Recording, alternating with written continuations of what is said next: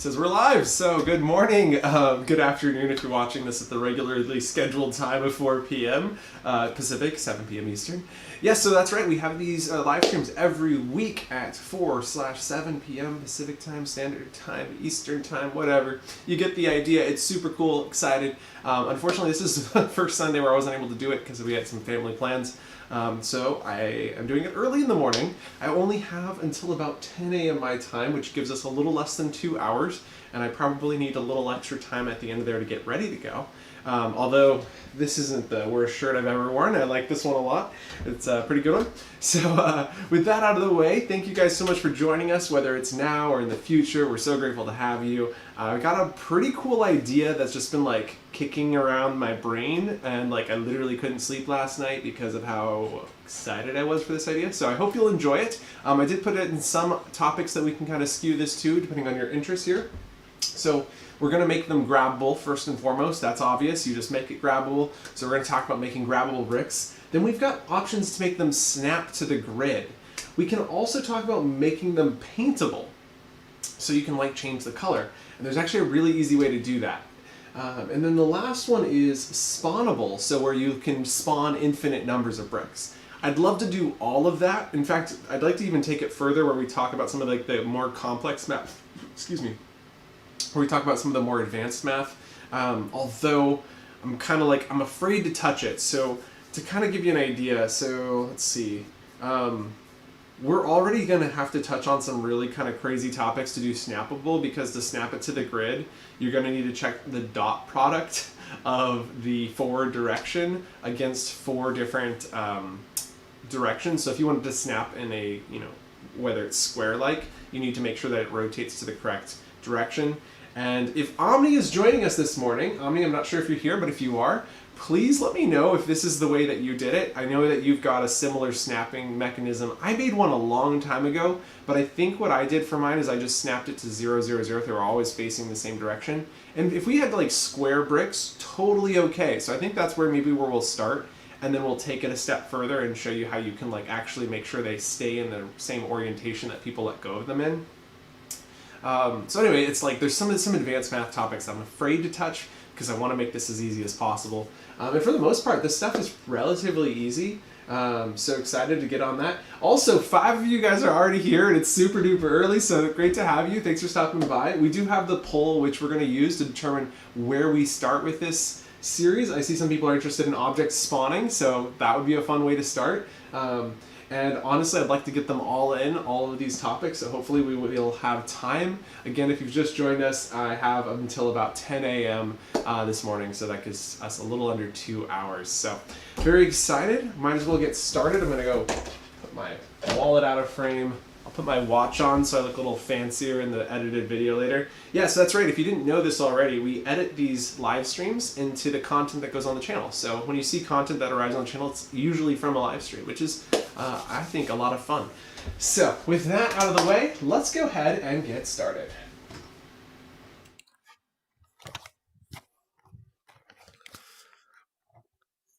And my hands. Oh, there's my hands. It's like, where'd they go? Okay. Let's make sure this is coming through clearly. It should be arriving on the screen over there in a second. Oh, I'm getting a little jitter. What's going on there? You okay, little headset? I had this happen last week, and I think it's just because I'm taking my headset off for too long. I doubt it's visible on your end, because what I think it is, I think it's just a hair. Oh, are we smoothing out? Let me see what's it like. Yeah, no, that's going to give me a headache real quick. I think the answer is just to quit Horizon and reopen it. Wait for it to close over here. Waiting. Nope. Let's try that again.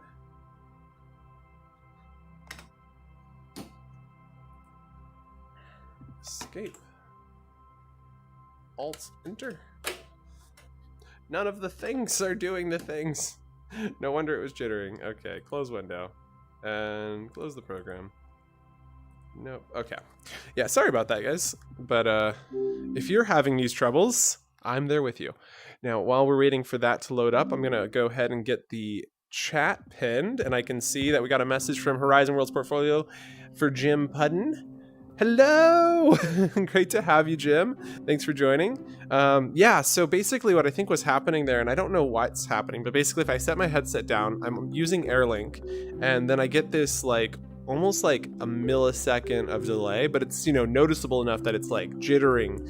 So it's just like that. Anyway. Good morning, Dan Blast! Great to have you. Okay, we're here. I'm under the Vidyuu account because if this turns out really well, I'd love to publish this as like a Vidyuu world. I think that'd be fun. Okay, and I'm calling it Vidyuu Bricks. I know, it's such a great name. I'd love to call it Legoland, but I feel like there's some copyright issues with that. So, by the way, my screen is working just fine now. So like literally that was it, just resetting the app and coming back. So with that, we are good to go. It's coming through on the live stream well. Everything looks good. If there is an issue, please let me know. I'll be able to see the chat. Let me try pinning that again. And pin. There we go. And resume. There it is. All right. So yeah, I'll be able to see the chat as we're going. So if we have any questions, feel free to ask them as well. And I'm just going to quickly take a look at that poll. Looks like quite a few people voting on spawnable bricks, which is a lot of fun. So excited for that. I think if I do this, it doesn't end up in your view. There we go. Yeah, I've got some fancy new setup. I don't know. I learned a lot from Jackal Dude. If Jackal Dude happens to be here, thank you, Jackal Dude. He showed me a lot of really cool tricks with OBS and the headset stuff. So I think we are about ready to begin. It looks like spawnable bricks is where we're going to start. So I think that's going to be a great starting point. So let's go ahead and get it. Get at it. I don't know. I'll develop my own sayings later. Okay, we'll get back to that. Put that little on to-do list. 3, 2, and... Hey everybody, welcome to this grid. I'm kind of curious, can we make something, you know, Lego-like? If we could snap to these grid, almost, you know, you might even think inspired by a bit of Minecraft. So to get us started, I thought we'd just start with some kind of like basic tutorial. So this is your first time in build mode. To get here, you open your menu, head to the Create tab, click New World, and then we're on a blank world right here. You could build in one of these like predefined worlds. There's lots of different environments to choose from, but the blank world is going to give us the most capacity to work with, and so that's the one I'm in. Now, once you click Create, you can give it a name, you can click Create, you can invite your party if you're in a party, and then you arrive here. Now, once we're here, we can go into build mode by pulling down on our right thumbstick. So that's the thumbstick pulling down. You end up in build mode. You can move around by grabbing with your middle index trigger. So that's this one here, and that allows us to move around. You can also scale in and out, grabbing those. And so if this is your first time in build mode, we're not going to go through too much of this stuff, but I would encourage you to check out Building 101 on our channel. I'll link it here, remind me later, but it'll be right there. Okay.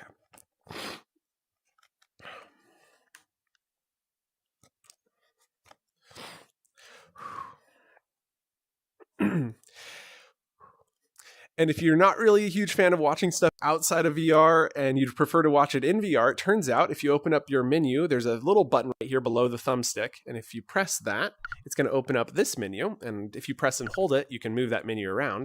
And so you can press it again to close. From this menu here, if you go to Learn button, it's going to pop up a bunch of videos with my face on it. And these are going to teach you the same things that we teach in Building 101, but inside of VR. And so feel free to check those out. You can zoom out using this back arrow to find all sorts of awesome tutorials. So definitely take a look at those. Let me see if I can find the close button. There it is.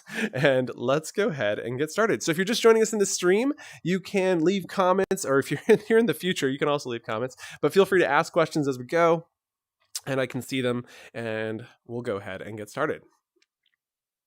All right, so the first thing I want to do is open up my build menu and pull out a brick block. And I'd really like this to like fit perfectly on these squares. So we're going to open up the properties, attributes, and we're going to just scale this to a simple 1 by 1 by 1. So very simple block for now. And this is the second tab, attributes, scale. And now you can see that when I select this, I can turn snapping on. And in build mode, we can snap these around really easily. But that doesn't make it easy to like snap these in play mode, right? So if we want to snap these in play mode, we're going to have to do something a little different. So I'm going to go ahead and delete this one and just keep this first one we created. And then going back to the behavior tab, we can make these interactive and grabbable. So with that set up, I'm going to go ahead and duplicate a few of these. I'll just slide that up and duplicate a few. And then we're going to head back into preview mode by pressing forward on our left thumbstick.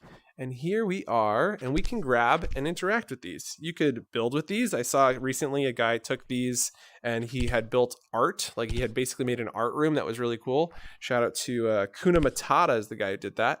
Basically, you could design your art by just using these grabbable objects, which was super neat. But where he took it a step further, I thought was just so cool, is he also made it paintable. And I'm pretty sure there's a really easy way to do this. And so to show you that just really quick, and we can go into this a little bit deeper if you guys are interested in this topic and want to know more about how to do it yourself. But under the assets library, I believe it's under game items. Also, shout out to the 20 latest assets from Vidyuu, which are under community spotlight. There they are. Woo! There they are. And then under game items, you'll find the previous set of 20. And I believe this is where they hid the, you know, there was that painting thing. Dun, dun, dun, dun, dun, dun. It's one of these. Oh, there's a grapple hook. I wonder. Splatter slingshot. No. Where did that painting thing go? And I forgot the name of it, which doesn't help. Which is why I'd totally be okay with remaking it. But of course, we also have our own version. So, I think I'm just going to type in paint and see if I can search for it, and then just go through all of these.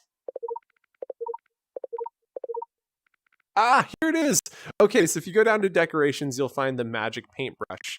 And the magic paintbrush is a pretty cool asset. I have seen it used. I don't know that I've ever pulled it out in any of my worlds, but my understanding is that if we go and stop, clear, and play our world, we can then come in here, grab this wand. Where'd it go? So if we grab this wand that comes in the pack, well, that didn't work. What does it not come with? Collideable? Oh, it's grouped together. Okay, so you got to ungroup it. This is the old method, but they never fixed it. That's A-okay. So ungroup this. And there we go. We'll come back in here. Now we can grab the wand. Okay, so with the wand grabbed, we can select our color from here and then right-click to fire a paintball. And you can basically just like immediately have a paintable block interface. And if you'd like to know how we can set this up, I would love to show that as well. I don't know that we'll have time, but if that's something you guys vote for, it's in the paintable brick dropdown, so feel free to go and vote for that. And yeah, so there you have it. So we've got grabbable bricks. We have paintable bricks using this cool asset tool. And if you're interested in learning how to make something like this, just ask. And now that we have these paintable, we can even grab them, move them around, and then you can even paint them once they're in place, which is also really cool. But they don't really snap. But the thing is, you guys are voting for spawnable bricks, so let's make infinite bricks, and then we'll make them snap to the grid. So, heading back into build mode, the question is, how do we make infinite versions of these? So I'm going to go ahead and delete these top two, leaving just this bottom one. And the answer is probably a little more complex than it should be, but that's A-okay. So we're going to go into our build menu, and under assets, I'm going to create a new folder, and this folder is going to be called bricks. And this is just a place where I can store all the different types of bricks we'll create. Now with that folder created, we don't have any assets yet, but this is our first brick, right? And do I want it to be orange? I think that's all right as well. So then from this cube, we can click this button here, which allows us to create an asset. We can give it a name, which I'm going to call the 1 meter cubed, so 1m3. And then the description isn't really relevant because it's just for us. We're going to save this into that folder we just created, the bricks folder. And the thumbnail, wait. What is... Oh, this is so cool! I've always wanted this! Oh, I'm so excited! Okay, move the asset to a clear area, look at the asset, and send it in your field of view. Press the right trigger below your controller. This is so cool! How new is this? Oh my gosh! Oh, it looks terrible! Take again! Okay, so it's definitely not as good as they think. Look at this picture! It's nowhere near what they're showing. That's so funny. This is so funny. Okay, I think what's happening is it's cutting off the sky view. So you have to kind of like put something behind it. Oh, this is so neat. And I have to get really close. There we go. That's about as good as it's going to get. Wow, how cool is that? You guys got to let me know if you have access to that feature. I had no idea that existed. I just found it. Oh my goodness. And I was making assets last week, so this has got to be like in the most recent update. Okay, and create. So that was cool. Oh my gosh, I've been asking for that, and because like in the asset world, if I go and I don't know how to show you this from this view actually, but anyway, if you look at the Vidyuu asset worlds that we've been making,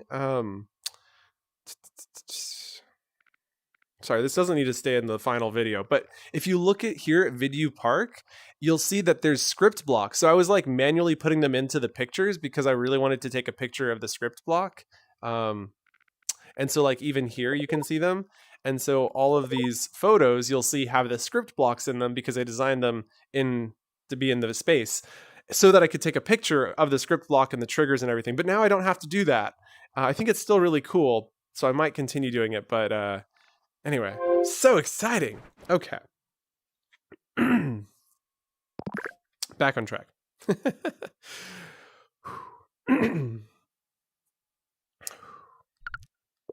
Now that we've created an asset out of it, we can open our menu and you'll see the 1 meter cubed cube inside of our asset menu. And I do like that there's a picture that really helps us see, you know, exactly what it is. And so if we wanted to make like a 2 meter one, we could do that. But I think for now, this is just fine. So the next step is to make a script.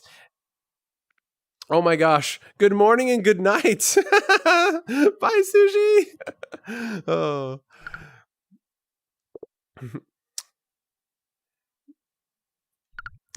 So the next step is to make a script. We're going to do that by going to our Gizmos tab, and I'm going to keep this really simple, so don't worry too much about this. We're going to then pull out the script block, and we're going to pull out a trigger gizmo. And this is more or less all you need. And so I'm kind of debating how I want to set this up, but I think the answer is that we're going to build a cube platform. And so I'm actually going to keep this out here for the color, but I'm going to duplicate this and then shrink this down to be really skinny, and then snap this to like right here. Take the color of this white by thumbsticking to the left inside. I can use the eyedropper tool and then paint this guy. And now with this painted, I'm going to delete this and then duplicate this up. Oops. And using snapping, I can get this to snap on there real nice. Then I'm going to slide this over and then select and slide down and snap it to the bottom there. And now we've got this kind of nice little stand. It's not tall enough yet, so if I stand here, it's kind of like silly.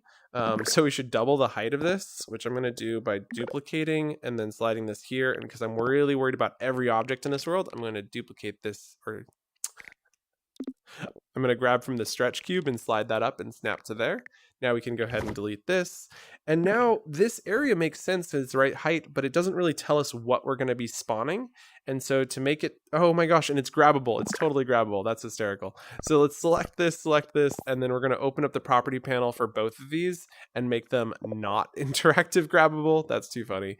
And now that they're not interactive, what we want to do is take this cube and put a frame around it. And so I must have just painted it somehow.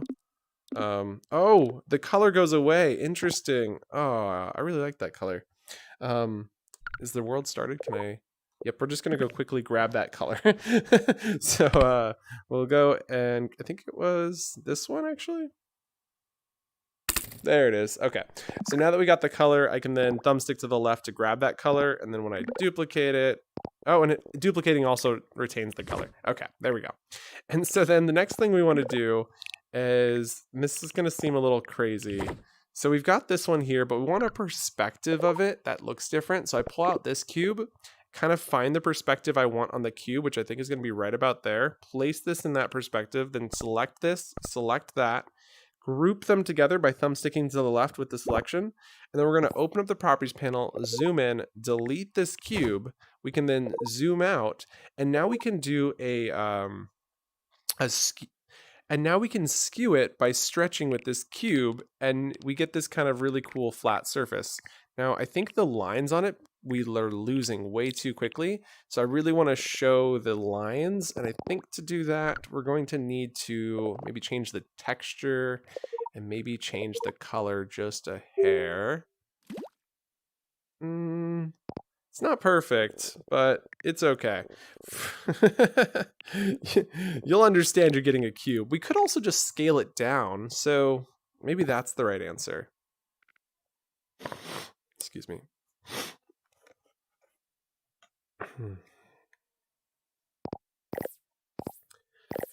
So what we're going to do is open up the properties panel by pressing forward on the thumbstick and then hit this ungroup button. And with it ungrouped, oh, that is terribly skewed. We're going to open the properties panel and you know what, let's just delete this one. That one's awful. We've got an asset library for a reason. So we'll run to our asset library, head to bricks and pull out a fresh copy of our brick. It's also lost the color, but fortunately I saved that so we can paint it. And now we're going to drop this right here and slide that up. So we got a kind of like a representation of what it is that you're going to get. And then what I'd like to do is take this trigger, placing it right here. And so when the user steps into this, it's going to spawn a cube at this exact location. And so I'm kind of debating what I want that to look like. So if you put your hand out, does it spawn the cube inside the player? Or does it just spawn it right here? I'm thinking we're going to just spawn it right here. So I'm going to shrink this in so that the center point is out a little bit. And I think that's going to work best. So if you're not familiar with triggers, the way triggers work is when they are entered by a player or an object. And on the properties panel, you can define this. So right now we're going to use players. Then they do something on that trigger being entered. And so our script can detect the event of the trigger enter. And so we'll open up the script, and in here, you can see that it needs a name. So we're going to call this spawn brick, SPAWNBRICK, spawn brick. And we will not need when world is started, so we're going to go ahead and delete that. We will need to define a couple variables. That's on this top right section. And the variables we need to create is number one, we need an asset. So we'll click asset.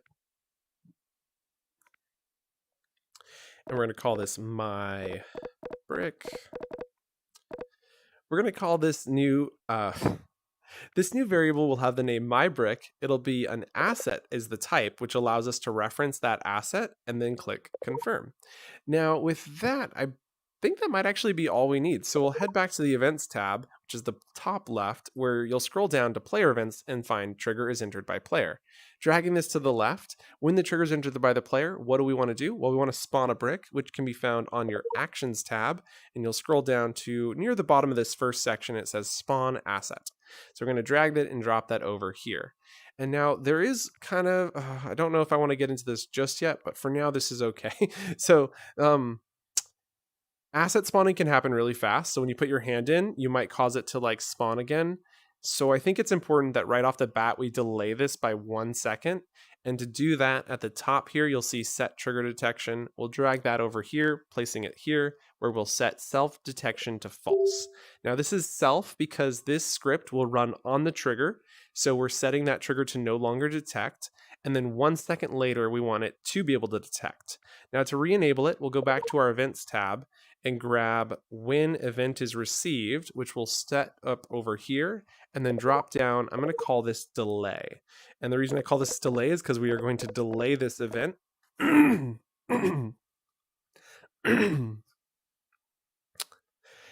the reason we're going to call this delay is so that we delay this event. So I'm going to go ahead and click confirm. I don't feel like that's a really good explanation of events yet. Also, Carlos being like, what are you up doing so early? I know. I have a thing this afternoon, so I had to get up early to do this live stream because this is like one of the best parts of my day. So I'm excited. I know it's not 4 p.m. in the afternoon or 7 p.m. in the Easy Coast, but over here in the Wheezy Coast, it's a nice and early 8 a.m. and I'm so excited. So let's keep it going. Okay, I'm going to try re-explaining this event. In Horizon scripting system, we work on events, right? So like when trigger is entered is an event and it happens when a trigger is entered.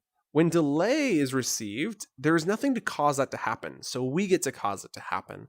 And to do that, over here under events, you'll find event actions, where we can send an event with a delay. Dragging that over here, I like to put it on the bottom, though the order of this isn't super important. And then we can drop down on this My Event drop down and select delay. And if you don't see it there, you can just type it in again.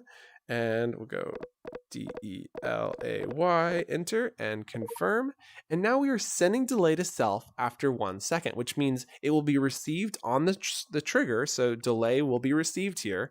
It'll happen 1 second later. And what we want to do is set self-detection back to true. So we can select this, and bringing it down here, we can thumbstick to the right to duplicate it. Now it still says false, but if we click this one time, it'll toggle to true. And now we are re-enabling the trigger to detect after 1 second. And what's nice about this is it means we're only going to spawn one block at a time, which is great for a number of reasons, but we'll just leave it at that for now. Now the asset we want to spawn, you can see, is not listed. So we need to go to our variables tab where we created that variable myBrick. We can then drop that over here onto the left side and spawn myBrick at this position is going to refer to 0, 0, 0, which is right below this guy's feet. And that's not really where we want to spawn this brick. We want to spawn this brick over here in front of the player. So I'm going to delete this position value. The orientation of 0, 0, 0 is probably okay to use, but in case we decide to rotate these in a funky way, I'm going to use the rotation of the trigger. So we're going to delete this as well. And this part here at the end, we're not going to worry about. If you'd like to learn about that, I encourage you to check out some of our other object spawning tutorials. But in just a really brief way, what this is doing is it's allowing you to send a custom event to self. And in this case, it's currently named myEvent. And so when myEvent is received, it's received with an object value, and that object value references and that object value is referring to the object that was just spawned. As a very, very quick example, we can grab when event is received, which is defaulted to myEvent, so that's okay because they match, but it needs to have an object parameter. So you click new parameter, select object, and you can just call it obj and click confirm. And so every time a new asset is spawned, this event is received. Now I've got a different way we're going to be clearing out assets in this world, but you can see that this is a way that you'd be able to collect and store all the assets and then delete them later. So I'm going to go ahead and delete this, and back up here we need to get that position and rotation. So we're going to go to our operators tab, scrolling down to object, you'll find position of object, which will drag and drop into position. You'll find rotation of object, which will drag and drop into rotation, and the object we're referring to is actually self because this is running on the trigger, and the trigger is what we're going to use to reference the position. So with that set up, we now can spawn a brick, and we'll go and try it out. So we're going to open up this property panel, which we already have done. We'll drop down here and select the... Try that one more time. From the bottom right, we can drop down and select the spawn brick script that we just created. Now it's currently empty and we need to fill that out. So we'll go to our assets section, going down to bricks. We can go to the eye icon and select 1M3, dropping that into the empty slot here. And sometimes this has not been filling out super well, so I like to close it and reopen it just to make sure it filled out, which it did.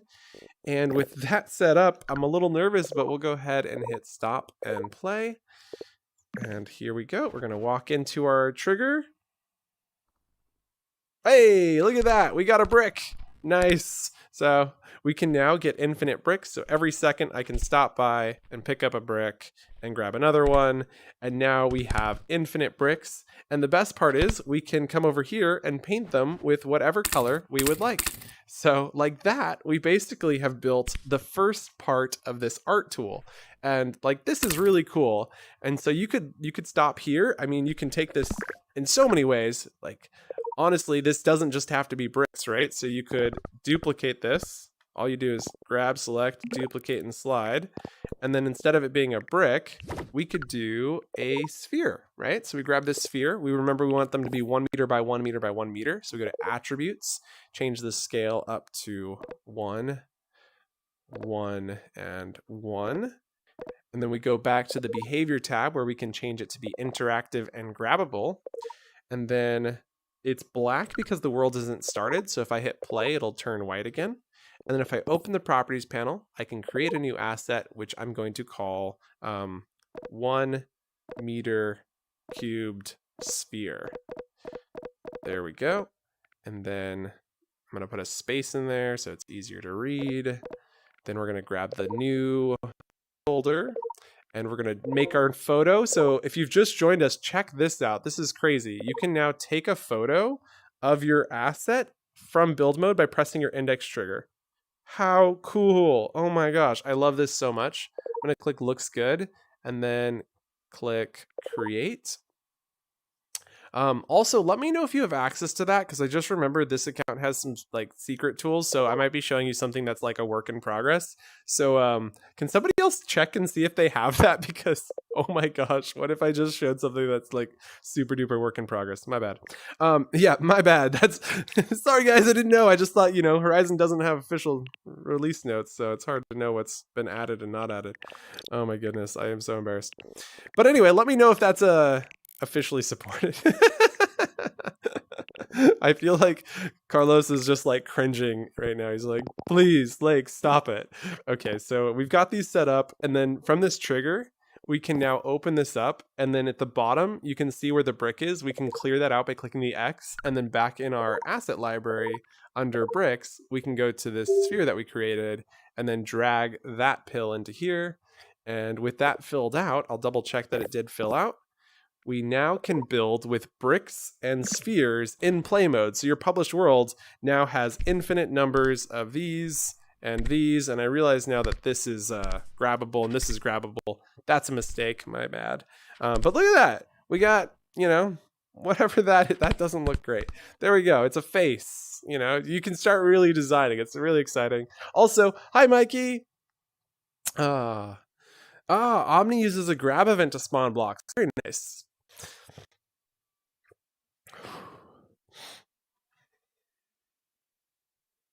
Omni suggested you could also use a grab event to spawn blocks, which is a really great idea, where you could even use these guys here on the wall. Like when you grab them, it would spawn a block in, which is super cool.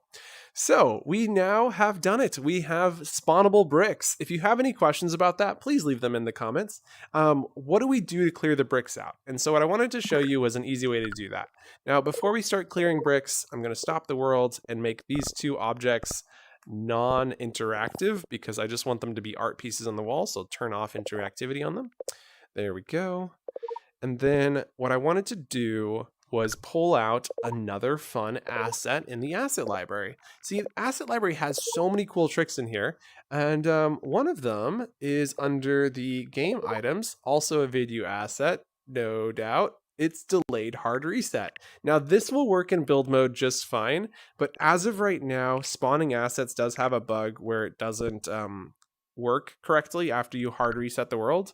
But this script that we just pulled out allows you to hard reset your world. And from the properties panel of this trigger, you'll see that you can even set how long it takes to reset. So I'm going to set this to 5 seconds so it doesn't take as long.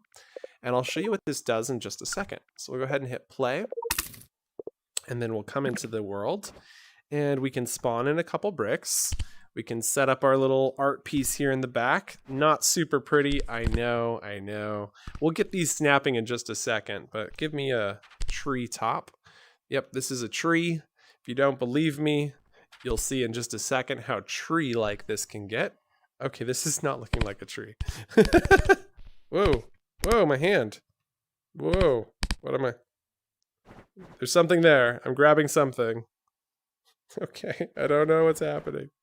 Okay, I got this ball. We'll go ahead and place that right here. And I think there's an invisible ball in here. I'm not sure. Yeah, I'm pretty sure that's also controller drift. Okay, anyway, so, and the way this hard reset works is that you put your hand in it and wait 5 seconds. So 2 and 1. And the whole world gets reset and you are then able to spawn in new bricks. So if you end up, hitting world capacity, you can then hit that button. Now this doesn't have to be just simple bricks, right? So in the case of Omni, who I mentioned earlier, he has his world spawning in little like pieces. And so if we do something really quickly, I'm going to duplicate this, slide this over. You can then Also, I want this to be lined up with the world, so let's see, can I, please? Please? What? There we go. So I wanted this to snap to the world right there. Perfect. And then slide this one over like that. Nice. And so instead of doing a brick, we could do something more interesting, right? So if we drag this over, I'm going to try and make it a cube. So it kind of matches the aesthetic of this world. And then we'll do that. And now we've got a nice little cube here. I'm then going to group these together. And now we have this piece, which is nice. And we want, don't scale it. Sorry, I scaled it. Undo. Okay, there we go. And so then we'll open up the properties panel of this group and we'll make this interactive and grabbable as well. And we'll then make an asset out of it. So create new asset. Oops. Shame on me. Okay, so then we're going to make a new asset function. And then this is the 2 meter cubed cube. And then we'll go and put this under bricks. Choose a thumbnail, take a photo. Oh, this is so cool. I really hope everybody has access to this. Please let me know if you do. Go ahead and say looks good. And then, oh, that's not for this one. 2m cube, create. There we go. Okie doke. So we've got our latest asset created. And now we can then place this up in here as kind of like a reference for what it is that you're spawning. I'm going to then delete this and slide this here. And slide that down to there. See, they have a really good idea of what's being spawned in. Then same thing we did before, open up our menu, go to the assets section, bricks, and grab this new one, referencing it down here. This should replace it actually, which it did. Nice. Undo. There we go. And we'll go and we'll hit the stop, reset, and play, and come on in and try spawning in one of these.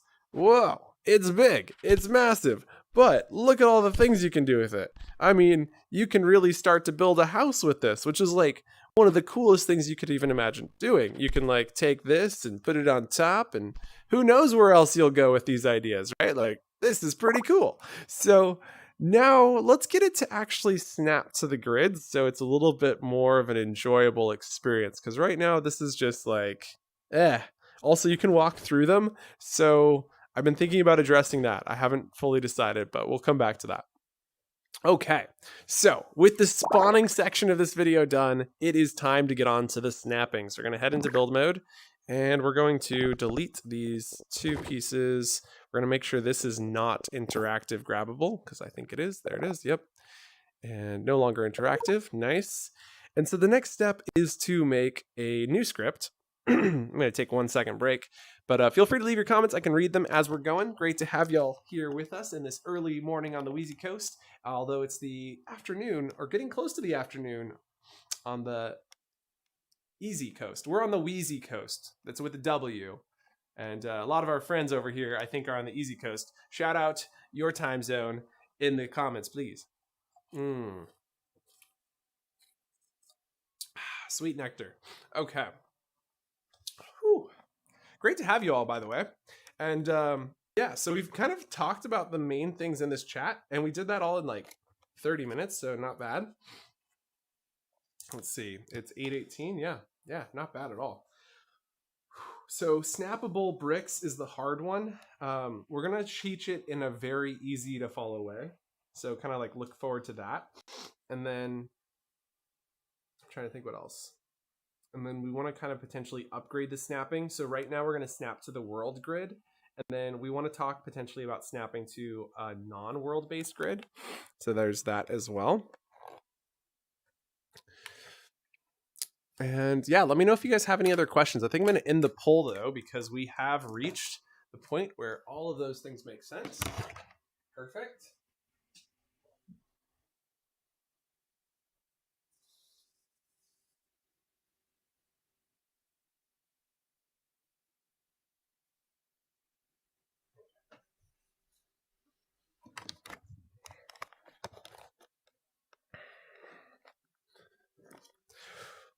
And to breathe.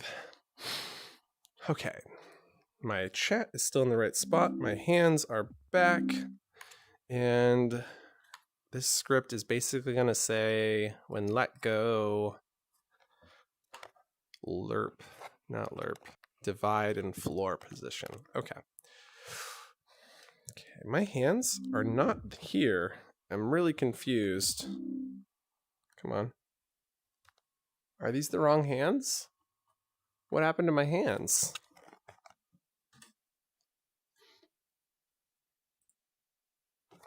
Okay, I think, oh, my hands are back. Okay, cool. That was weird. I had to like go back to my desktop. That was weird. Okay, and you're in right position, I'm in right position, and we're going.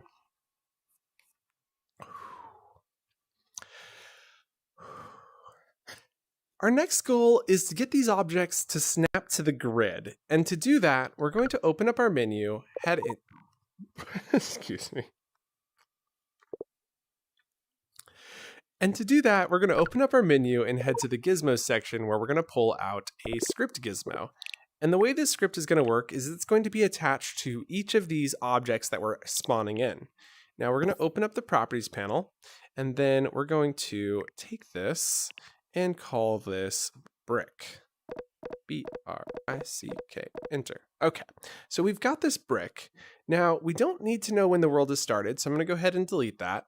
What we do need to know is when the player lets go of the brick. So under our events tab, if we scroll down to grab events, you're going to find when object is released by player. We'll then drop that over here, and when the object is released by the player, we have two tasks.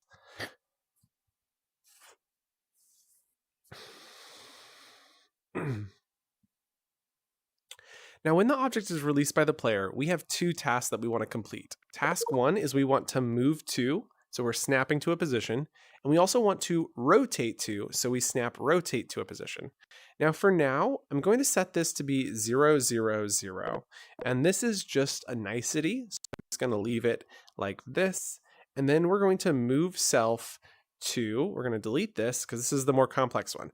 Now, while I have Omni here, I was asking earlier, Omni, thanks for joining us, by the way.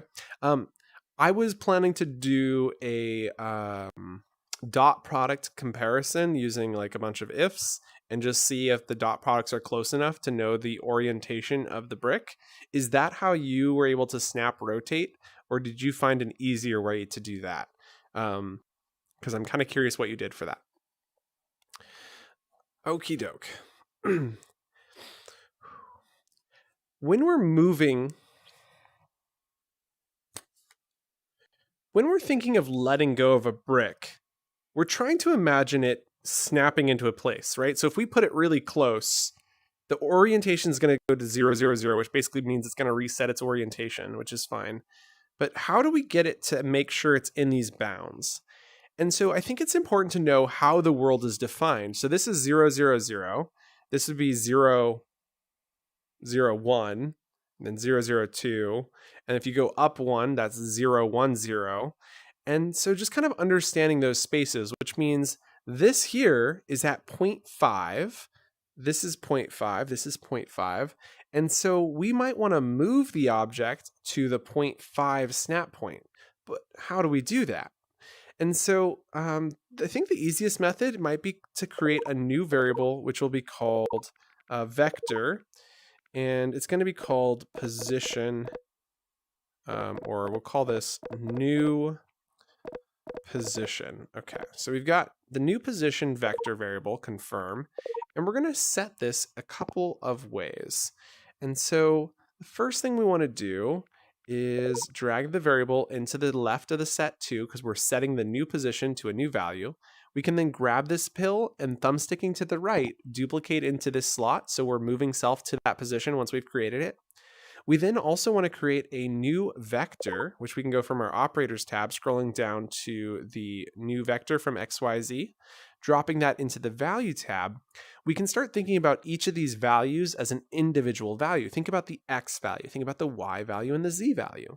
And so if we know that we want to floor this, you're like, what in the world did he just say? So floor allows us to find the bottom of a number. So say, for instance, you would let go of an object right here. it would be at about 0.5.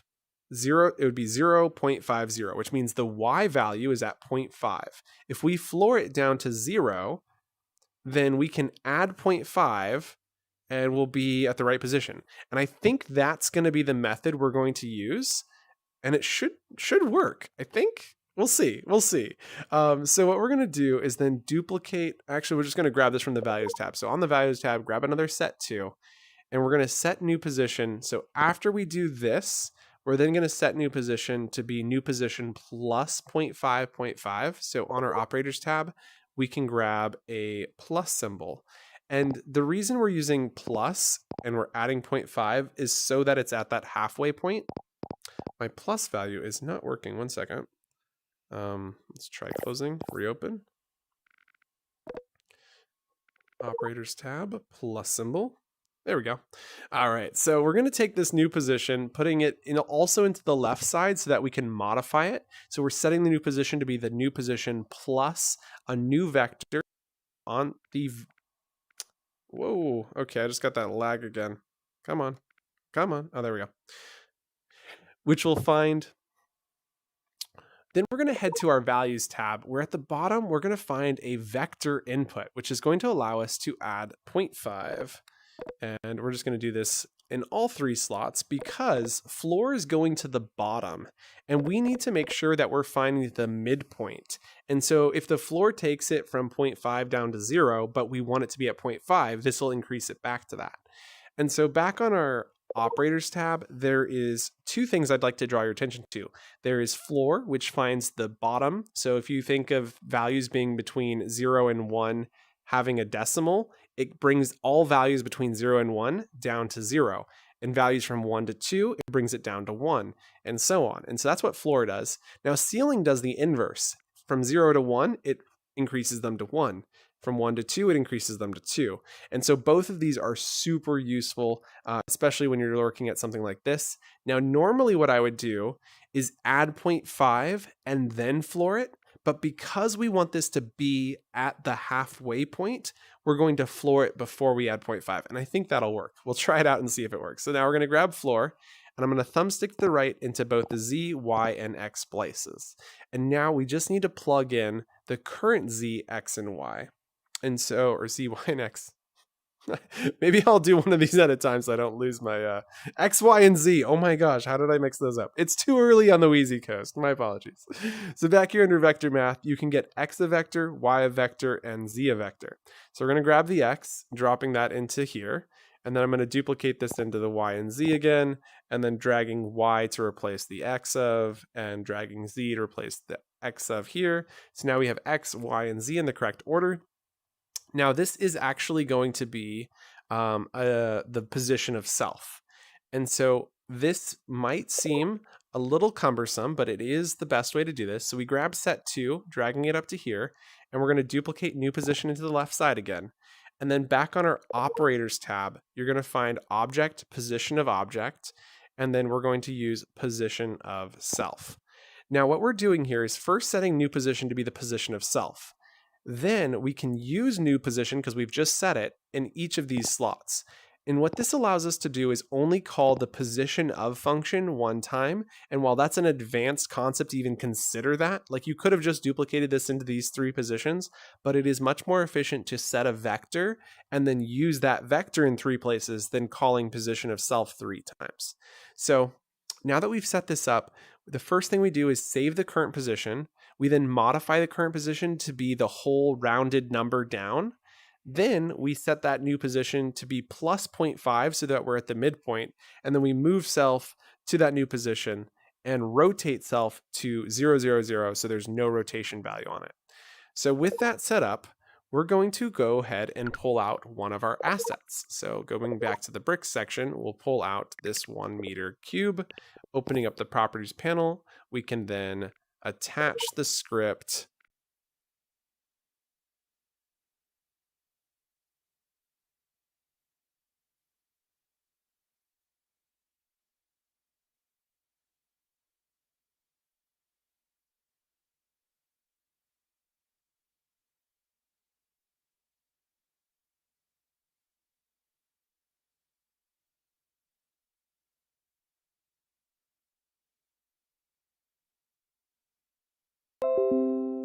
once you have to fully hear me. I'm gonna go ahead and refresh.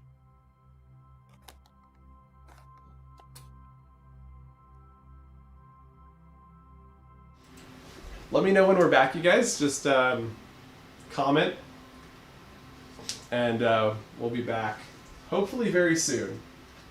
So let me know when you can hear me, and I'll get this back up and running. Shouldn't take but a second. Okay. Sorry about that. Horizon Worlds and reopen. Okay, so I'm opening Horizon Worlds over here. You're giving me the thumbs up that you can hear me. I'm going to double check that I'm getting audio coming through. Yep, so it sounds like we're good. Cool. And then momentarily you should be able to hear me over here as well. So I'm going to check that by doing this button, and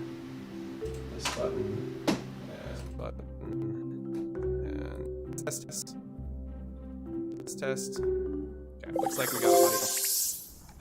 So we're in the clear there as well. Okay, so you guys let me know the problems. I'm going, oh gosh, we've got the weird laggy thing again. Oh, this one's really bad.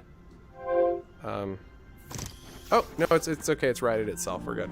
Okay, so create tab, going to the Vidyuu Bricks world.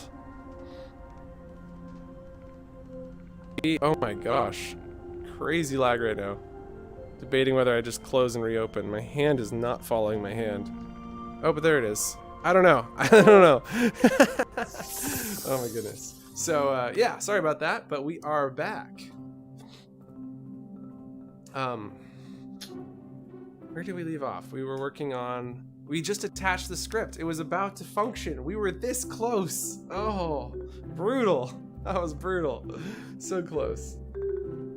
Also, if you've just joined us, welcome. Great to have you. We are building bricks that snap into place, that are paintable, that are spawnable. They're pretty cool, honestly. It's like, with this, if you can follow this, you're going to be able to build a little Lego, basically. Okay. Now, I'm still getting that crazy lag, so I just really want to try this out first and foremost, and I think it's coming through nicely from what I can see over there. So we're going to head back into build mode and re-record this section. So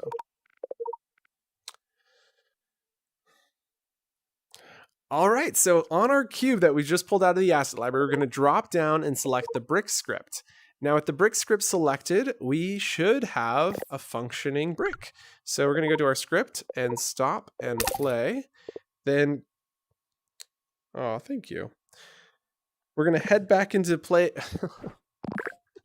We're going to go ahead and hit stop and play. Then we're going to head into play mode where we're going to grab this brick and try letting go, right? Hey, it works. Look at that. It works. Ha! Look at that. So good. Okay. So we got a brick that snaps into place. And you can have as many of these as you want. So I'm getting a ton of lag though on my end. So I'm going to have to restart and probably re-show that. But it looks smooth on your side, right? Like, so maybe we can use that in the video. I'm not sure. Nice. So cool. So cool. It's just unbelievable. Honestly, you're like, what? No. What? No. What? Like, if I place it up in the air, it'll also snap in the air by 1 meter increments. So that's also kind of cool.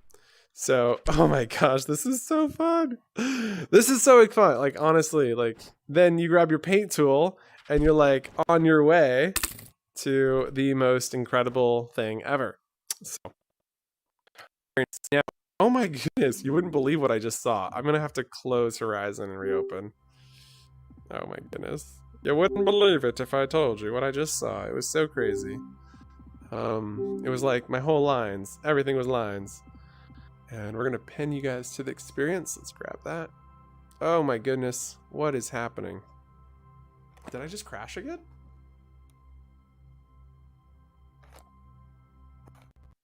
I don't know.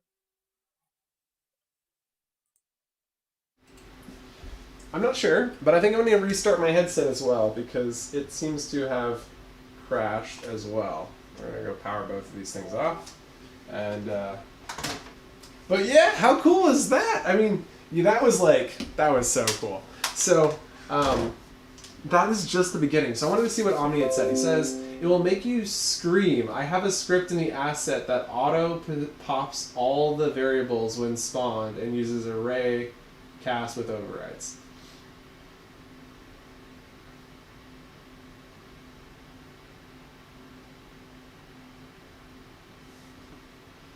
What? Doesn't sound as efficient as I was looking for. So I'm going to potentially say we're going to go with my method. Oh my goodness. Okay, so I need to repower this back on, and I think we'll be good. So crazy. But so far, things are going really well. I mean, if you've just joined us, I only have a little bit of time today, which is why we won't have this stream this afternoon. But having a lot of fun this morning with y'all. And it's 8:30, so I've got about an hour left, which is quite a bit. But I'm going to try and end early because I do want to get ready and not keep the wifey waiting. So that's the plan. But if you have questions on this in the future, please feel free to leave them in the comments on this video or the published video when it goes live later today. And clearing my eyes out, excuse me. Oh my goodness. I hate when eyelashes fall on your eyes. Okay. Headset, let's go.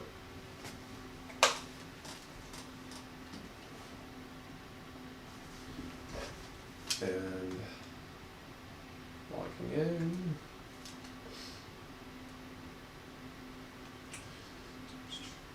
But yeah, if you have any ideas or questions or comments, feel free to leave them below. If you've just joined us and are curious what in the world is going on and how did you get there, I encourage you to watch this from the beginning. There's lots of really great information here. We start by talking about making a grabbable object. Then we go and make it a paintable object so you can paint it. We then take it a step further and create asset spawning so you can spawn in as many as you want. And now we've just finished implementing a script that allows them to snap to a position. The real trick here is making sure the script is tied into the asset, which does require us to group it together. So I'll show you that in a moment as well. The raycast gets the hit point and sets the drop location. So interesting.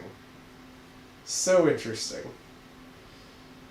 There's when you start scripting, you're kind of like fumbling around. No offense, Omni. I'm not saying you're fumbling around, but I'm just like, when you start, you're usually like hacking things together. Like I remember a lot of things I did early on were really just like hacks or I don't know if anybody says this, but bodges. Anyway, you like just make it work, right?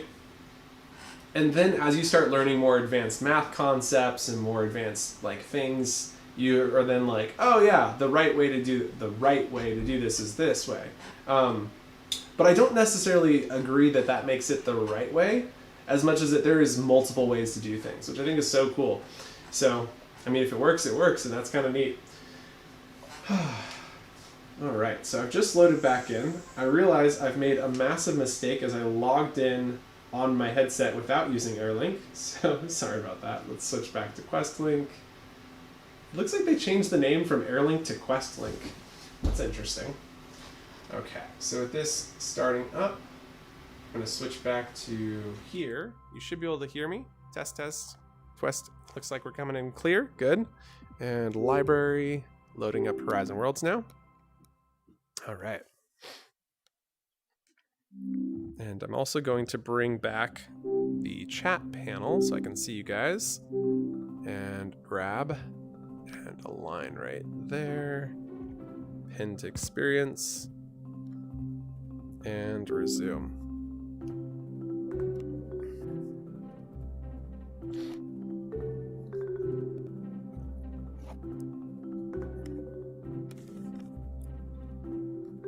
I'm also wondering if... Okay. Like, just so many thoughts. Just so many thoughts. Okay, back into the Vidyuu Bricks world.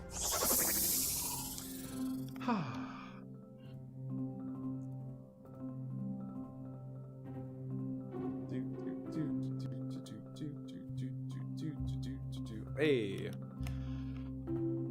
I saw myself arrive on the screen over there and I was like, I'm there, let's go. And then I realized that was like a minute ago when I arrived. Okay, I just arrived. Horizon Worlds running on your PC. Indeed it is. This is using the Rift software, and you can Airlink to it or plug in a cable. It's pretty neat. It's also a little bit higher quality actually, which is crazy. So it's nice. But it's also cumbersome, and I I don't use it for personal stuff. I only use it when I'm streaming because of the streaming capability, but yeah. Okay, so here we go. Next up, we're heading into build mode. Back here in build mode, I think we should potentially re-record this whole section with the bricks. I'm going to just delete this and take it again. All right, so the next thing we need to do is open up our menu, go to our asset set. All right, it's time to test it out. Let's go to our asset section, and then under bricks, we're gonna pull out the original cube brick that we had made. And then we just need to open the properties panel, and in the bottom right, attach the script brick. So now we can test and see if the snapping's working. And we'll then go and script tab, stop, and play. There we go. I can't see the brick. I know it's here. Wait, where'd it go? Oh, there it is. Losing my mind. Okay, we're back in here into play mode. I can grab the brick, and when I let go of it, it snaps into all the different positions. You can put it up in the air. You can snap it on 1 meter increments. And once you pull it down, it'll... Yeah, that's really good. That is so fun. Look at that. So neat. And if you wanted to snap in 1/2 meter increments, there's definitely a way to do that. We might want to talk about that a little bit later, but this is a great start. So cool. So now that we've got this set up, I'm going to go ahead and stop the world. And to make this spawn as an asset is a little bit more difficult because we need to group the brick script into this brick. So we're going to go and remove all the properties. So it's not going to be interactive. It's not going to have the script on it. And then what we need to do... Yeah, it's not even going to be animated, no. And what we need to do is take this script and then put it inside, like physically put it inside of this. And to do that, we're going to snap it right to the center here. And you'll see there's the script. Then we select the 2 of these, then thumbstick to the left to group them together. And now they are together as 1 brick. We can then open the properties panel. And from the properties panel of this group, we can drop down and select brick. So now it's running the brick script. We'll then make it interactive and grabbable.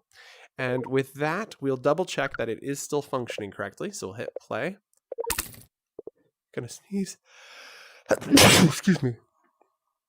Oh my gosh, I'm so sorry. Okay.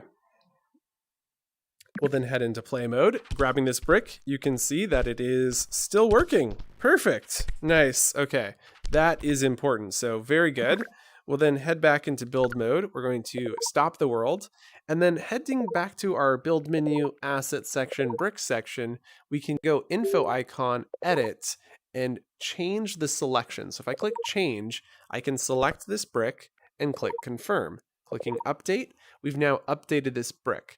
Now in build mode in the past, this would not cause that section to get updated. So I want to find out if this has been fixed. Basically, if I come over here and spawn this brick, it spawns the old version of the brick. Oh, but it didn't. It spawned the new version of the brick. Nice. So now we've got infinite snappable bricks, which allows you to more or less build anything you want. Like, this is so cool. Oh my goodness, look at this. And snapping. I'm building whatever I want. This is so cool. Oh my gosh. Oh my goodness, I love this so much. This is addicting, you guys. Wow, look at that. So you got infinite numbers of bricks. I can start putting in a roof. Put in some high ceilings right there. Oh yeah, now we're talking. And basically, I've now built Minecraft. Just kidding, but like almost, right? Like this is kind of crazy, isn't it? Oh my goodness, this is so cool. Come on, bring me another brick. There we go. Now, unfortunately, these are not collidable, and that's okay though. You know, we can talk about some options for that in a second, but here we go. Look at that. I want not that blue. Purple. Yes. This is so fun. I love it. Oh my goodness. So yeah, there you have it. That is the way that we can build these. And then when you're done with them, you can just pull it apart if you want and just throw them off into anywhere. They're going to still snap wherever you let them go, which is kind of fun. And now it looks like modern art. Yes, that's modern art. Just bricks strewn around the room. Oh, whoa, whoa, they're changing colors. Whoa, did I say you could do that? Oh, they're not changing colors. I've had this bug recently in one of my other worlds, but I don't know what's causing it. They usually will change. Yeah, see how they're changing back depending on the orientation you look at them? So weird. Anyway, we're going to go ahead and reset the world by pressing this button, and in 5 seconds it'll reset. So there we go. And now we've cleared them out, and then in the future, when they get the reset button working, you'll be able to just reset the world and start from scratch. And so super duper exciting. And we can do that for both the sphere. We can do that with this shape here as well. Okay. Nice.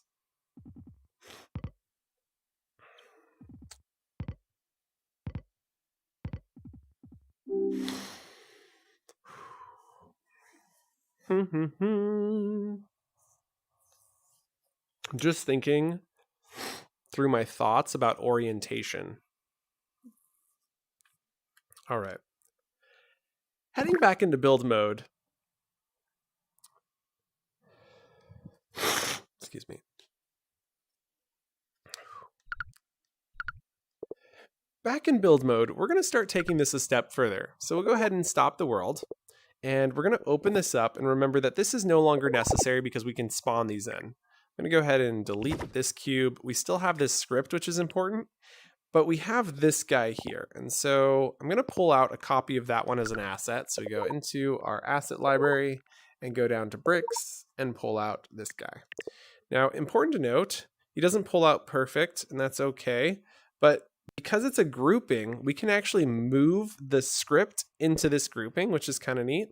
So if I grab this and then set it here and then open the properties panel of this, I can then select this, deselect the whole group itself, and then in a second, the zoom in button will appear. In a second, there it is. We'll then let go of it by clicking one time, and now the script is inside of this group. We can then zoom out, drop down, and select the brick script.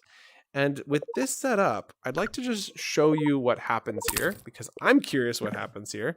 So if we select this and drag it around, the orientation doesn't change, right? So if I rotate it, the orientation is always in the wrong direction. Like you might not want it to look like that. You might want it to look like that. And so that's the current problem with this.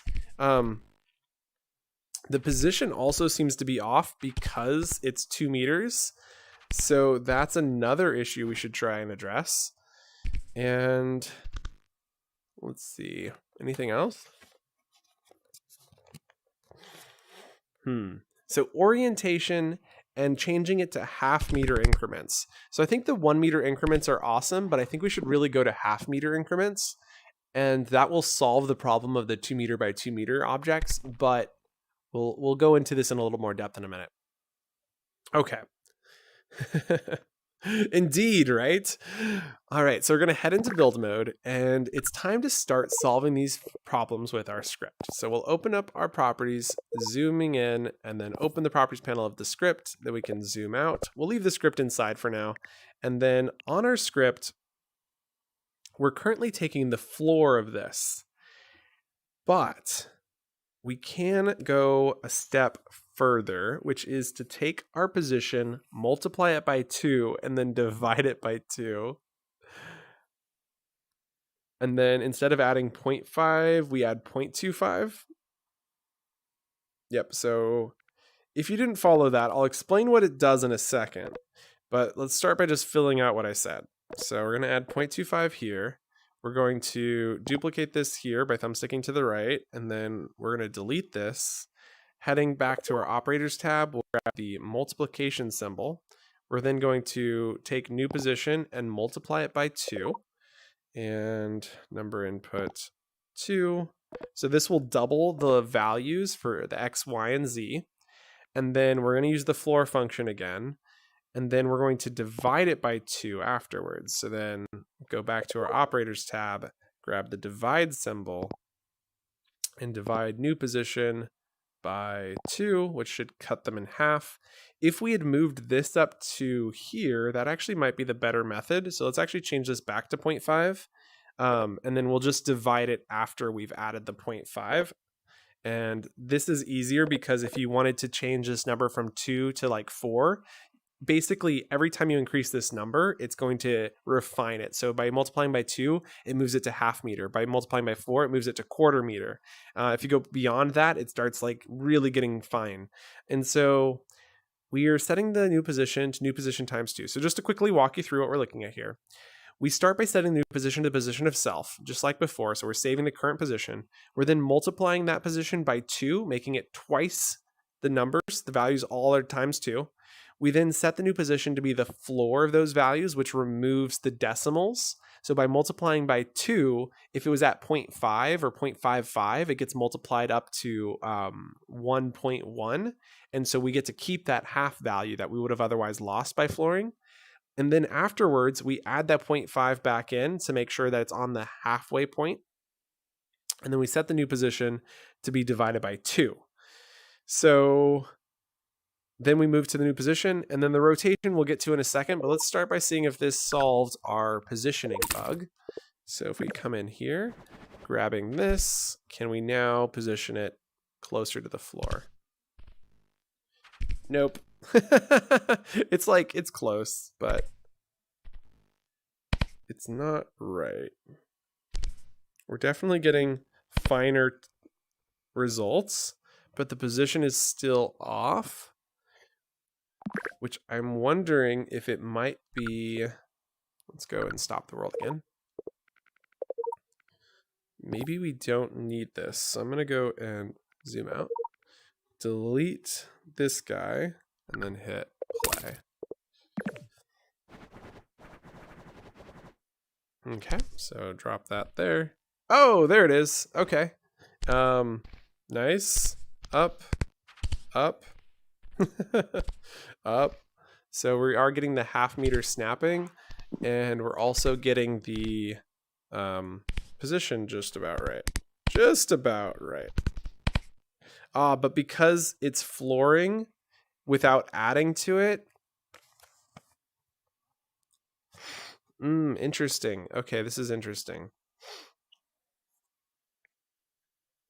So you'll remember that we were adding, okay, I think I know what to do here. Okay, so we're gonna head into build mode. Sorry, just like thinking through my thoughts. So if we hit undo,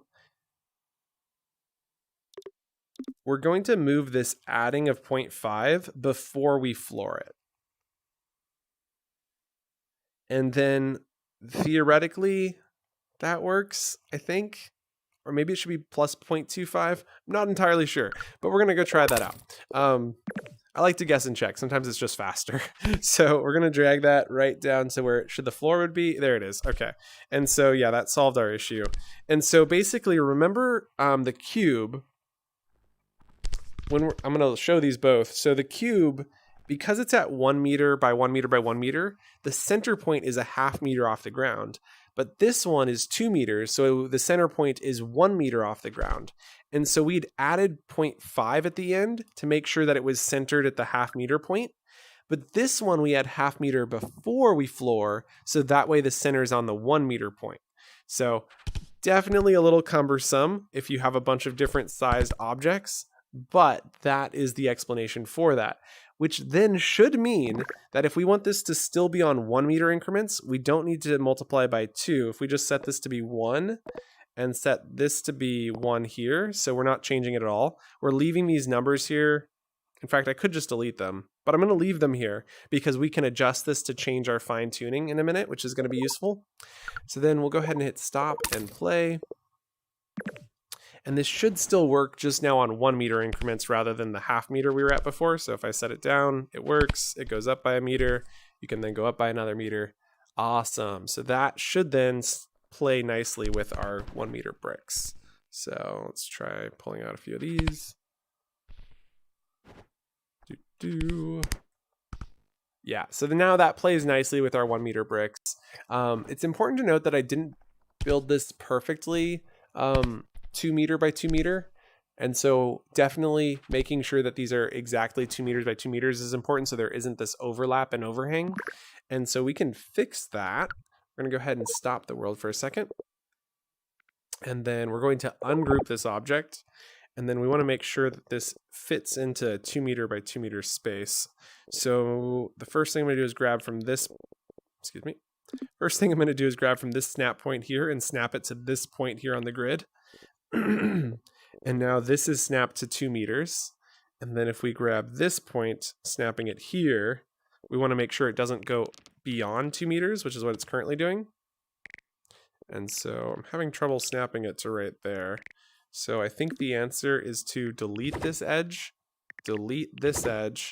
and then duplicate this one to here, then duplicate this one to here, and then this is now at the 2 meter point, so I can then grab this stretch cube here and snap it to 2 meters. And now that we've got that one scaled, we can then grab our duplicate tool and duplicate this one over to here, which now gives us a perfect 2 meter by 2 meters. And then we also want to make sure the height is also 2 meters. So if we know the length of this one is 2 meters, we can then rotate it and make sure the height is at 2 meters, which it is. So perfect. And the other way we can check this is by opening the properties panel of this guy and going to the attributes tab. And under attributes, you can see that it's 2 meters by 2 meters. So perfect. So with this set up now perfectly, it's going to snap better with our grid. So we'll set this right there. We'll then select this, this, and this, and this, and then group them together. Open the properties panel. Make sure to make it interactive again. Grabbable, drop down and select brick. And then we can try it out, and it should play even nicer with our world. So let's go ahead and grab this. There we go. Nice. And then I wanted to grab 1 brick, make sure they snap well together. Yeah, that's great. And no overlap at all. So perfect. So cool. So yeah, really enjoying this. Wow, this is so fun. There's so much you can do. Oh my goodness. But we need to get the orientation right, and my headset's gonna die. So let me go grab some power. There we go. Got myself some juice. And y'all are saying, bro, can you fly me to that world? Fly me that world. I'm going so crazy with those scripts. Oh, hey, great to have you, Galactic Victoria. I know, this is pretty cool, huh?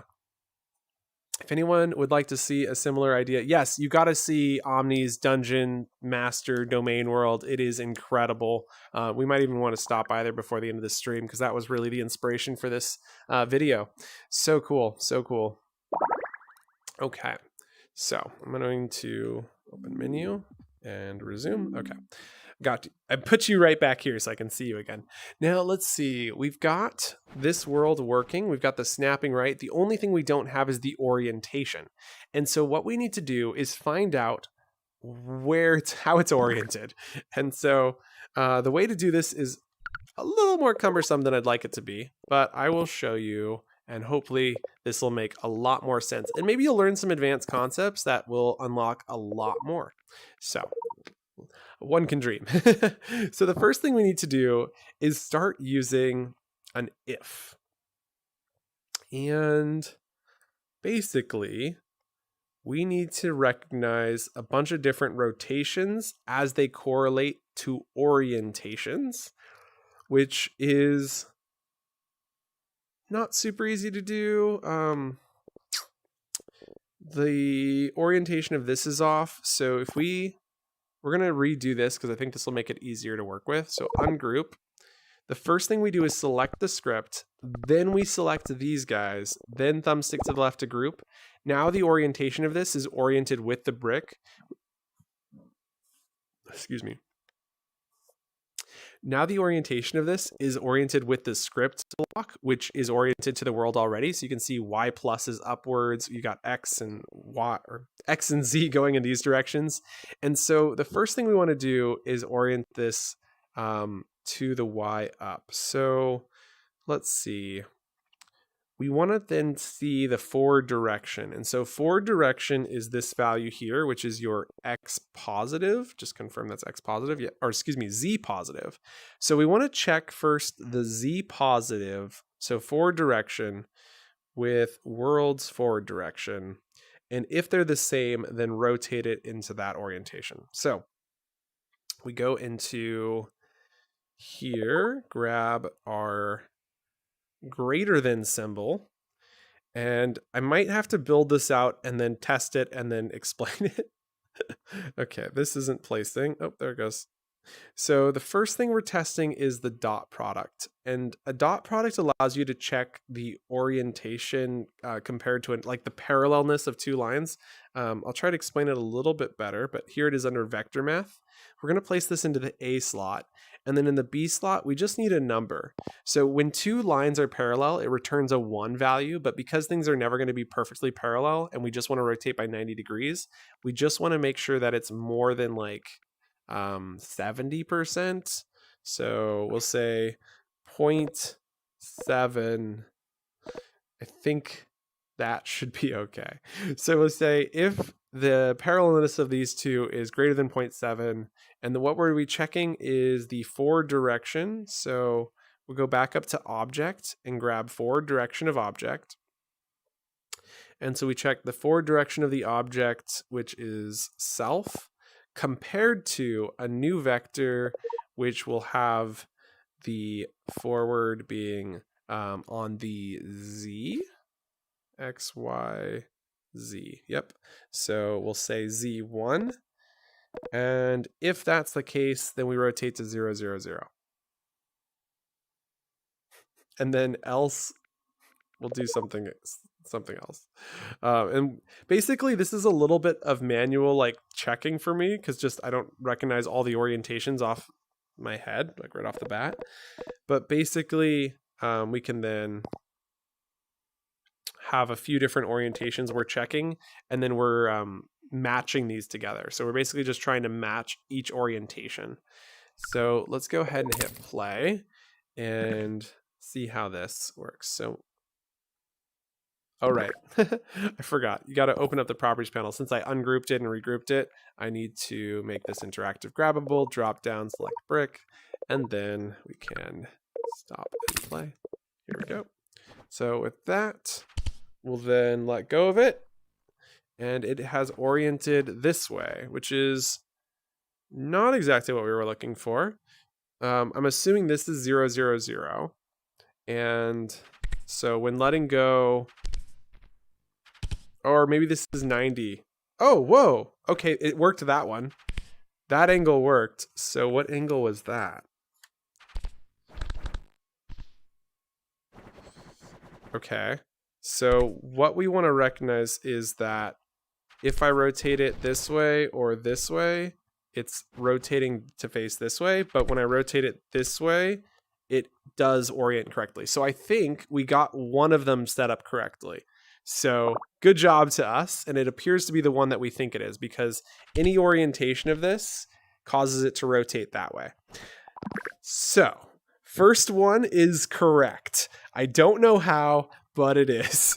Okay, so then the next thing we want to do, and I'm going to try and guess correctly, is now that we know that, now that we know that this here is oriented with the world correctly, we can imagine that if we are pointing X positive, this would be a rotation of 90 degrees that way. Oh, yeah, we can figure this out. But okay, I figured out how we're going to figure this out.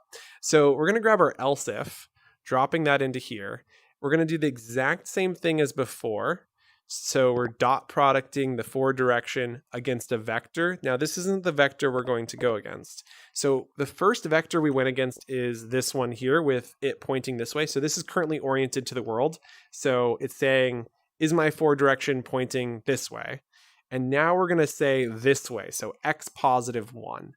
And so we go into our vector here, and this is x, y, z. So x1 is checking to see if the forward direction is facing that way.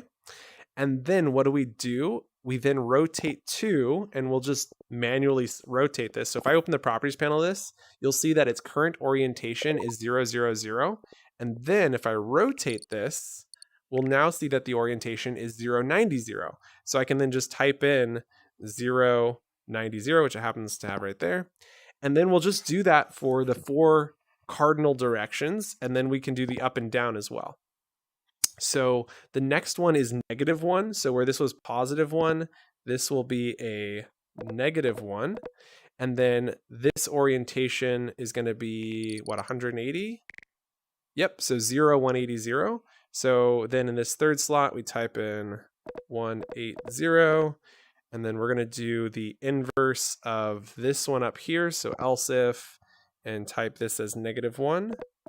And this one should be -90. So instead of being 180, it's -90. And we can double check that by rotating this like that. Oh, but it calls that 270, excuse me, sorry. -90 is equivalent to 270, and it probably would have worked, but it's better just to keep with the actual numbers there. And then we also need to do the upward and downward. So for up, we're going to do 0, 1, 0, which is y pointing up. So 0, 1, 0. Now the problem with pointing up is that there are 4 directions pointing up. So if you look at this, up, excuse me, undo, undo, undo, undo. Oh my gosh, come on. There we go. Okay, so the problem with up is that there are 4 orientations of up. And so knowing which up is like a big part of the battle. So if we see that the forward direction is pointing up, this one is a little bit more tricky. So 0, 1, 0.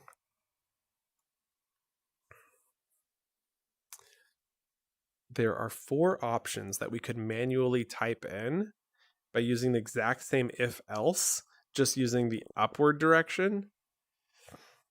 I don't really want to do that. That's so cumbersome. But you basically would then be checking the upward direction of this y to see which direction is it pointing, because that's going to give you the orientation. So, okay, we're going to do it because it's not that time consuming. Y plus is now pointing in the direction of the world.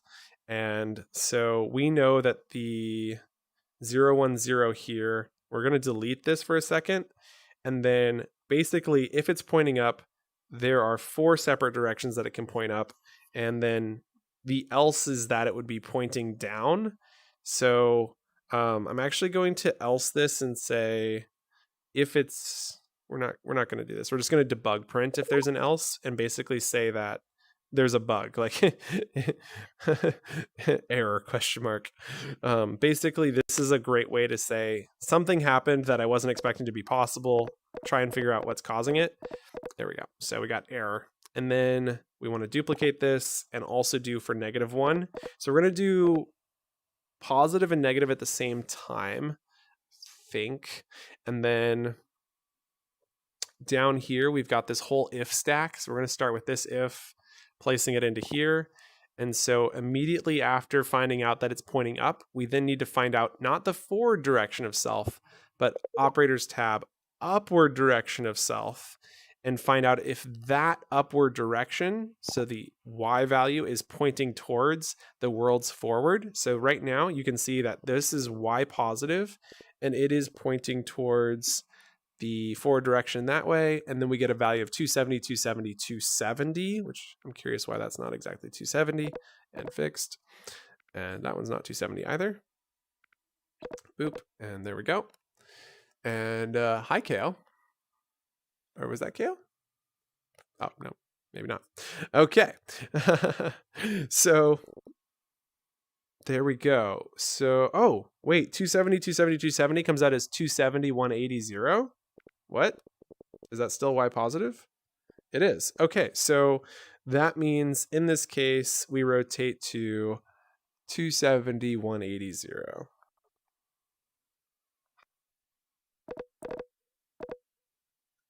Two seven zero 1800. Okay. And then we basically just do this all over again. And else if down here for the next one, which we'll note is not forward, but it's upward direction. And then we want to rotate this 90 degrees. Excuse me. Thank you. Which is now 270, 270. There's some weird decimals getting added, which is strange. But yep, we'll then go and type in that if it's oriented like that, we then go to 270, 270. And I think what we're going to see is a little pattern emerging here, which is exciting. And then we'll go down to our next section here, else if, and thumbstick to the right. And then we're going to do upward direction, rotate this another 90 degrees. There we go, which is 270, 00. So then we'll duplicate that into here, 270, 0. There we go. And then the last one here, which is exciting because we've made it to the end, really. So we then dot this one, which is upward direction, rotate this another 90 degrees, and we get 270, 90. Perfect. If you guessed this, good job. And so now we've got the upward directions tied in. And now the last bit is to do the downward direction. So it's the exact same thing, but reverse. So we rotate this an additional 90 to get the Y positive pointing that way. And then we want to point this downward. And so with that pointing downward, we'll then duplicate this into here. And this last else if is testing if the forward direction points down. And if the forward direction points down, then we check the upward direction against that and then rotate it to 90, 0. So we'll go ahead and type this in here, 90, 0. And then we'll do the next one from this list. So we'll go grab this one here. And once this has been done one time, you never have to do it again, which is the reason it's so worth doing. And there we go. So the next one is 90, 90. And I think I see a pattern emerging, but I'm just going to manually check everyone just in case. And then the next set is this one here.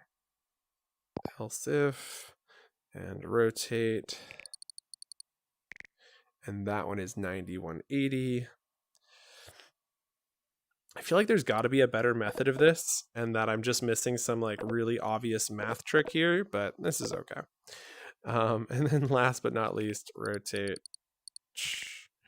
And that is 9270. But now it's done. So there you have it. 90, 270. And this should rotate in any direction we let go of it in. So wish me luck. I hope this works. So basically we're going to grab this and place it down in any orientation. Oh my gosh, it works. It works.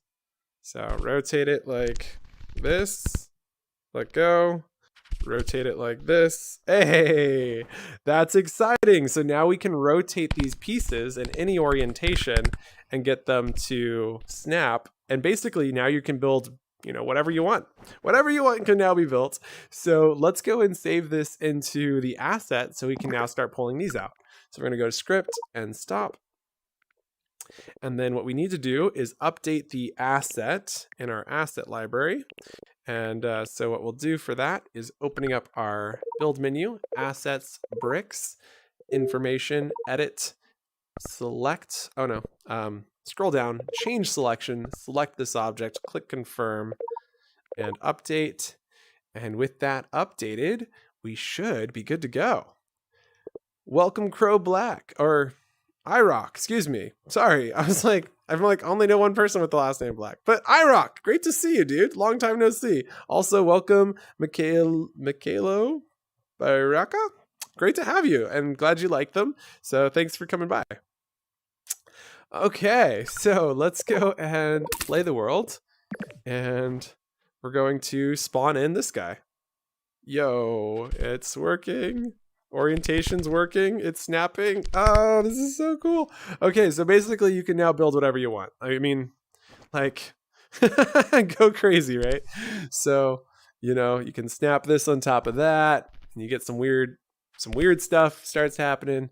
And if you really want a back for this, you could use this to make the back, which is not a bad idea. So you could like put this here, and we'll grab another one and then place that here. And what's cool is multiple people can play with these, right? So like it doesn't just have to be one person. But yeah, now you got this like container that you can walk into, and you can pull this guy out, maybe start building up some like crazy walls. And I think the really important thing that we still need to address is how do you make these collidable? Because I can just walk through this like, yup, that's a thing. So the real question is, how do we make these collidable? Now this actually is a throwback to a tutorial we made last year. So excited to show you that. But let me know if you have any other questions. This has been so cool. Very excited. Whew.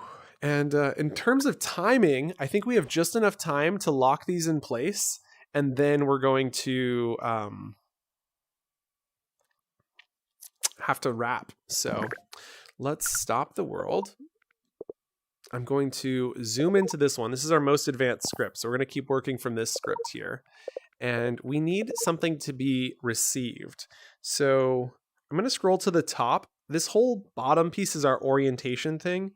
But I'm going to create 2 events up here, or actually just one event. This is going to be called new event freeze. Okay, so when the freeze event is received, we're going to flip states. So actions and set simulation. Set simulation will be changed from true to false and false to true. So to do that, so we've grabbed set simulation from actions. Then we're going to our variables tab. We're going to create a new Boolean variable, which is a fancy way of saying true or false. And then we're going to call this current state. And so we know that the current state starts as grabbable. So that's true. So then we come over here to our values tab, grabbing set2, putting that at the very top of the freeze. And we're going to update our current state to be the inverse of our current state. So we go to operators tab, scroll to the top where you'll find the not operator.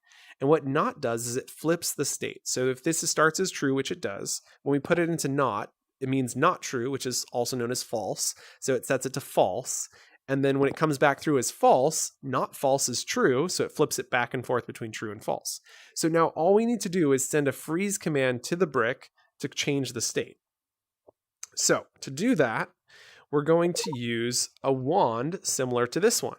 And as it would turn out, these are pretty easy to build. So we're going to pull out a wand shape, and we're going to put a thing at the top of it so it looks pretty cool like. These are like your builder wand sort of thing. And then we'll stretch this out, slide it in, and to make it really cool, I'm going to make this a plastic top so it's nice and shiny. Really shiny, less plastic.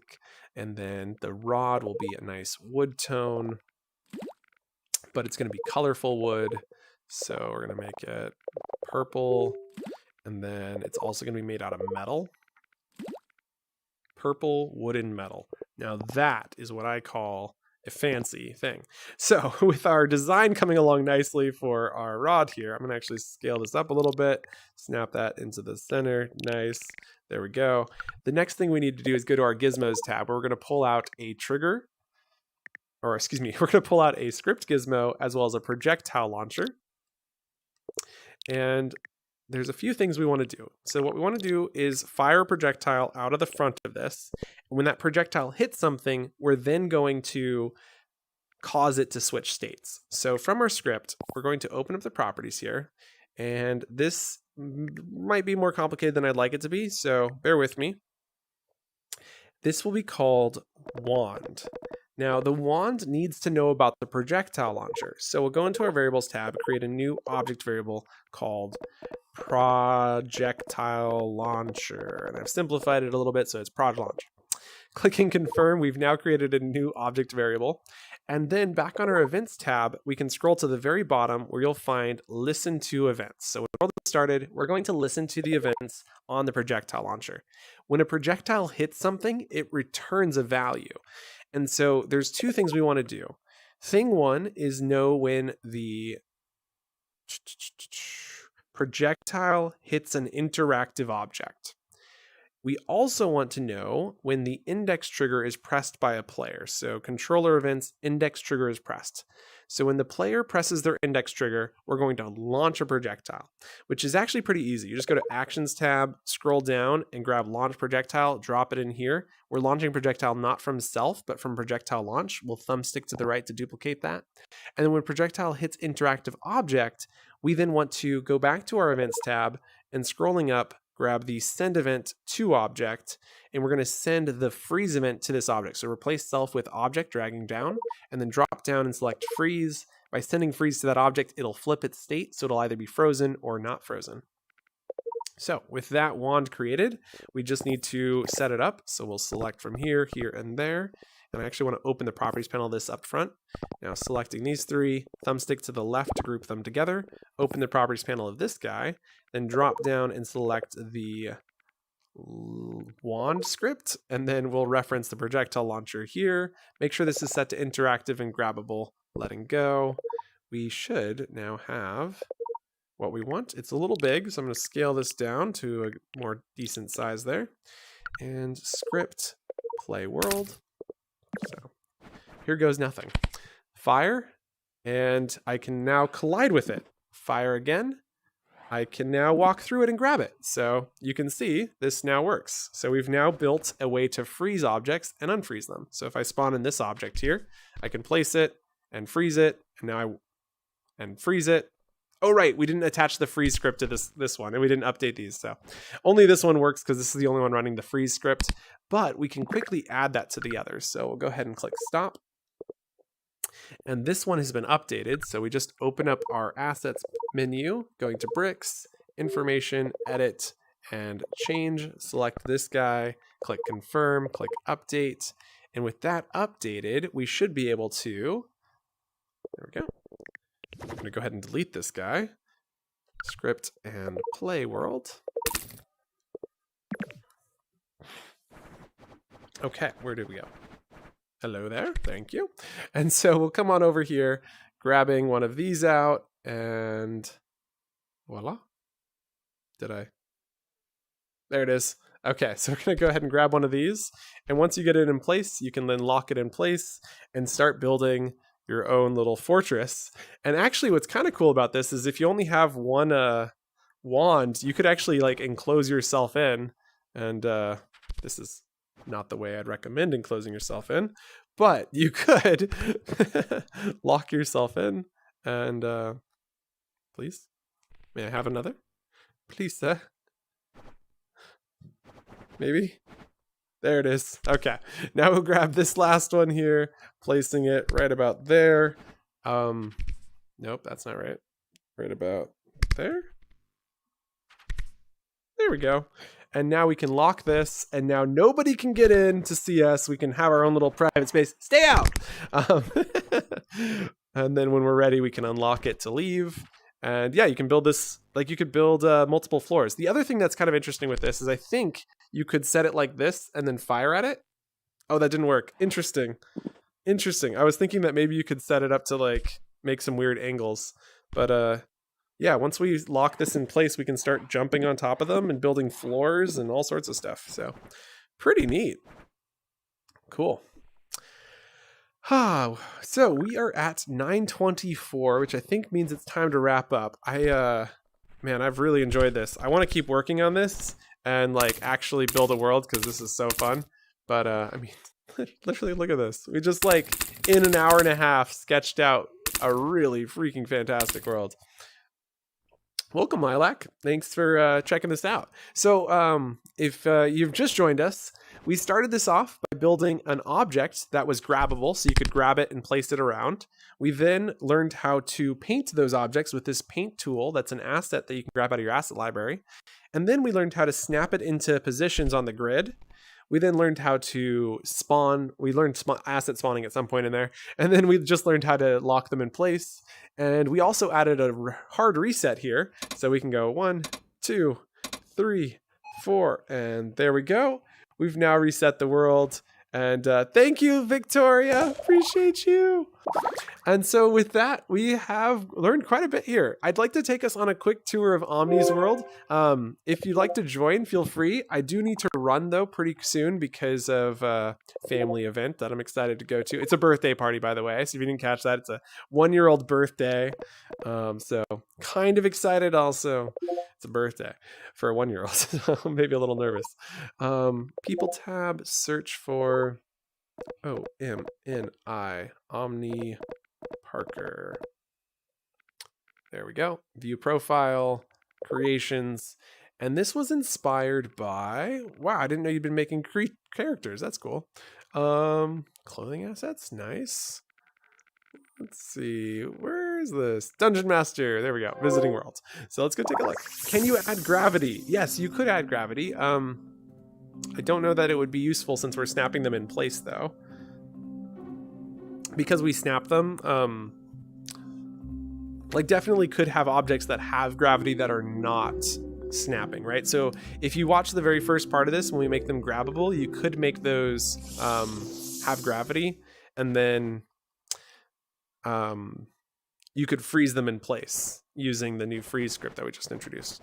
Okay, so we are in here, and what you'll see in Omni's world is that you can grab these pieces and you can snap them to the grid. So like that, look at that. Look how they highlight. That's so cool. Jeez, taking it to the next level. And we can grab other pieces in here. Oh, you know what, Omni? I see. Your pieces just stay constantly rotated. I was trying to figure out how you were able to manage to rotate them, but they're not rotatable. Got it. And so what's really cool, though, is that you can build all sorts of like little things here. And we'll grab some of these like stair maps here. And so he's built this really cool grid, right? Like, it's I'm going to have to figure out a way to snap this up. So you snap that there, snap that on there. Okay, now we got stairs. And problem is we got to get there. So you're like, get there.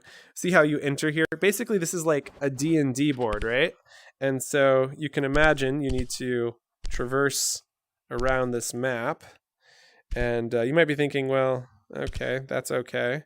But I cannot wait to show you the really cool part about this. So I'm going to snap this here. And then, oh gosh, I'm really bad, but I got this. Okay, I think that'll do. So right around here, I think there's this thing. Is it this thing? I don't remember. Do I press my index trigger? Do I press a button? How do I open the door? There's a way to open the door. How do I open the door? Oh, man. So it's not that bar. Maybe it's this one. Oh, there it is. Okay. So once you've placed them on here, you actually get them in the real world, and you can actually go walk through this area. And you'll see that since we built ourselves some stairs here, we can actually walk up the stairs and make it to the second floor. So like you build it on a small board and then you can actually explore it. And yeah, so it's pretty cool. And look forward to seeing this expand, Omni. And yeah, thanks for the inspiration this week. So I think, you know, we did talk about a lot of really cool things. Omni's definitely taken it a lot further, but I think we got a really good start. Make sword do damage, said Carlos. Oh gosh, I just saw that. Lol. Oh my goodness. But yeah, thank you guys so much for coming in and tuning in. If you have any questions, please feel free to leave them in the comments. Apologies again, no live stream tonight, but we will be doing this again every Sunday at 4 p.m. Pacific, 7 p.m. Eastern is when we normally go live. So look forward to seeing you in the next one, and bye for now. Bye!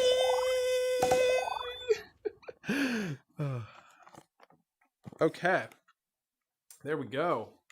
Where's the buttons? There's buttons around here somewhere. Oh no! Yo! We did it! It's also a Hawaiian themed party, so I put my Hawaiian themed shorts on. Nice. I know. Oh yeah, and don't forget, Horizon Live is tonight at 9 Eastern, 6 p.m. Pacific. I don't know why he puts it backwards like that. Bruh, it's 6 Pacific, 9 p.m. Eastern. I know the rest of the world does it differently, but I'm part of humanity, and humanity is reading left to right most of the time, unless you're in some of the other foreign countries that don't read left to right. And so reading right to left is confusing. Read it left to right, please and thank you. Like, we can change the world one Eastern Standard Time at a time. Okay, so done recording. Gonna stop the stream. Y'all are awesome. You're still hanging out here. Maybe because I'm a dork and I keep tripping on things, but had a lot of fun today. That was a good one. I'd encourage you to go back and watch the rest of it. We kept it pretty packed. There was a few bugs with the desktop, but you have that forward arrow. I love skipping. It's so nice. So I guess for reals now. Bye.